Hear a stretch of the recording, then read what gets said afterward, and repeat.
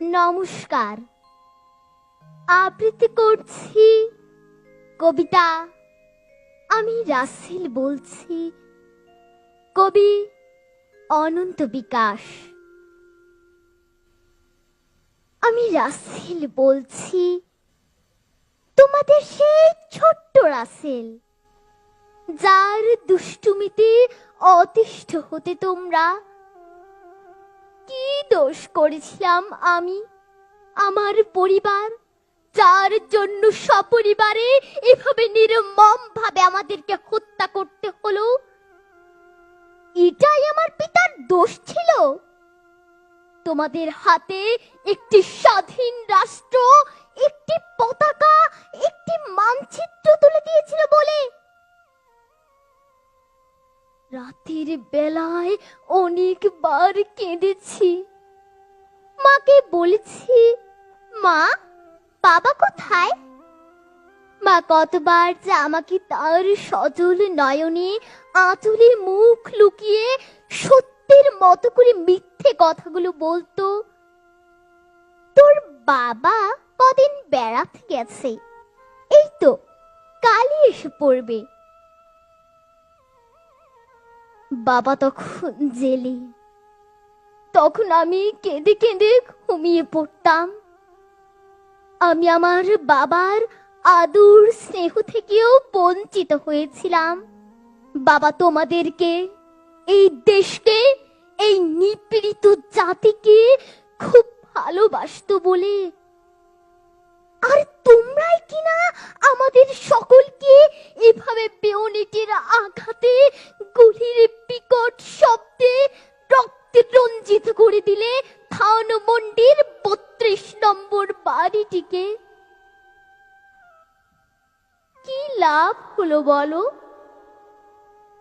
আমারও তো স্বপ্ন ছিল অন্য একটি নাগরিকের মতো করে বাঁচতে। স্বাদ ছিল, আল্লাহ ছিল।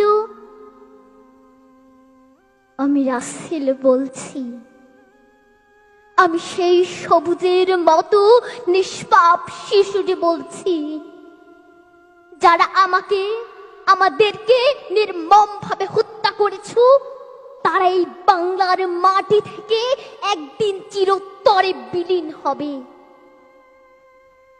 কি দোষ করেছিলাম আমি, আমার পরিবার? তখন তো আমার বয়স সবে মাত্র 10-এ পা দিয়েছিলাম। তোমাদেরকে এতটুকু মায়া মমতা ছিল না? তোমাদেরকে আমার মতো আধ ভাঙা কোলের সন্তান ছিল না? তোমাদেরকে ক্ষমতার এতই লোভ ছিল? তাহলে বাবাকে বলে দিতাম। বাবাকে তো কোনোদিন তেমন করে পাইনি, তাতে কি হয়েছে? বাবার হাতে পায়ে ধরে বলতাম, সবকিছু তোমাদেরকে দিয়ে দিত। যে ছেলেটি ভূমিষ্ঠ হবার পর থেকে পিতার সকল কিছু থেকে বঞ্চিত, আর সেই ছেলেটিকেও শেষ পর্যন্ত মেরে ফেলতে হলো। তার পরিবারকে নিশ্চিহ্ন করে দিতে হলো এই বাংলার মাটি থেকে। আমি রাসেল বলছি, হাসুপা, আপু, তোমরা তো বেঁচে থাকবে। তোমরাই এই দেশকে, এই দেশের সরল মানুষগুলোর পাশে দাঁড়িয়েও বাবার মতো করে ভালোবেসো।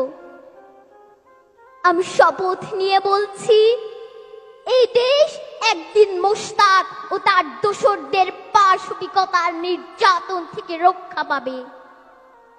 শত্রুমুক্ত হবে হবে। আমি রাসেল বলছি, আমি রাসেল বলছি, আমি রাসেল বলছি। ধন্যবাদ।